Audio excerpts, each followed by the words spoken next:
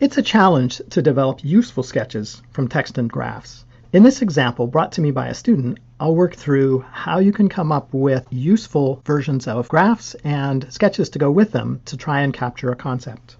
The student brought me an example that had to do with the economics of open access fisheries. It had an image like this one. You can see this image and text that goes with it at this website.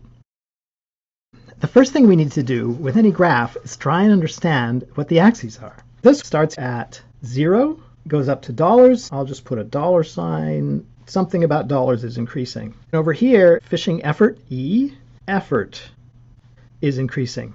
I don't know what exactly effort means. I have to go through the text for that. The effort is total effort. In other words, it's all the people putting in effort.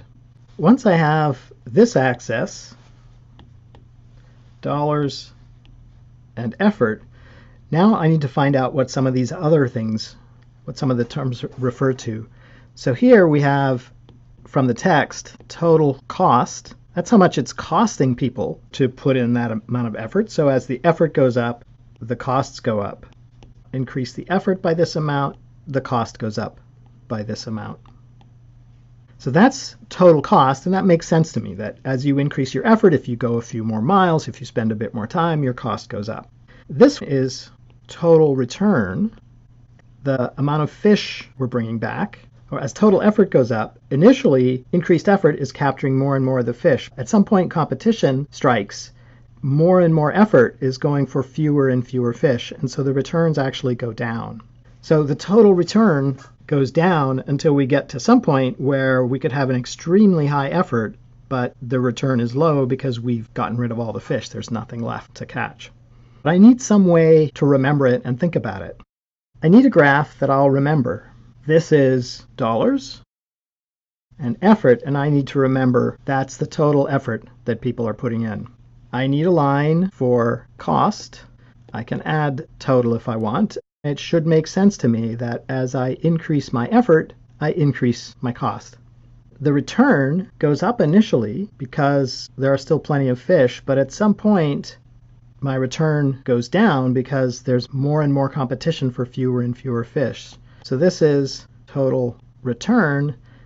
Somewhere there's an equilibrium at which total cost equals total return. Theory predicts that the fishery will draw more and more effort or more and more people until getting close to that point, it's no longer worthwhile for anyone else to put in more effort. More effort leads to just less fish. Let me show you the figure that my student wound up with. Dollars, they didn't bother to add the arrows here.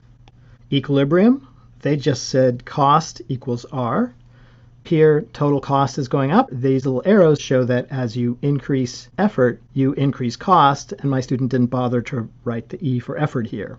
Here's the return in dollars, the part of the curve where that is declining, and here's a fish, and to remember that this is a fishery. This graph captures this graph quite well. Here's my student's figure. It often helps to have an image in your head of what's going on. We also worked through how do we turn the ideas in this graph into a sketch. We went through 4 different versions. We started off, we drew a coastline. This is Florida. And these represented people who were fishing. We decided there were a bunch of fish. The fish just became circles. These people come out and catch fish. If there's just one, this person can catch a lot of fish with low effort, low cost, high return. Once you add another person in, there's still plenty of fish, but at some point, as you add more and more people, adding an extra person, now everyone decreases return or revenue, so some drop out of the fishery. When we get to that equilibrium point,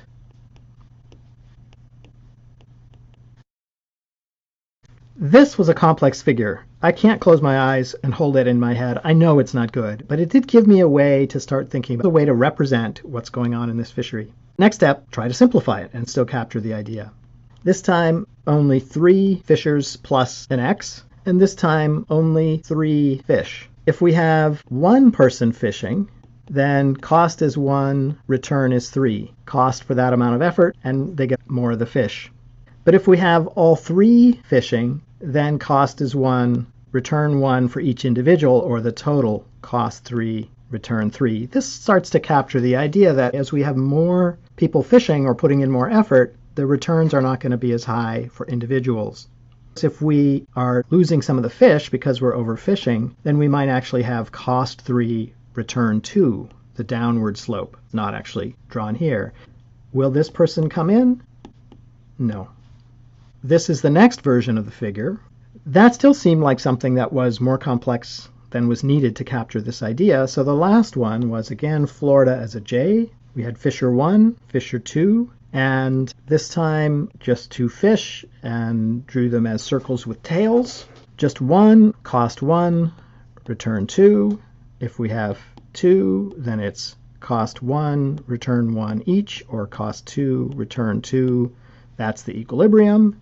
3 won't go in. Cost is greater than return. This was the final sketch. Thinking about it now, a few days later, probably what I would do is go back to total cost to return to point out that it's the total amount of cost and total returns that we're paying attention to here. Cost will not equal return for either a third fisher coming in or for either of these two increasing their effort.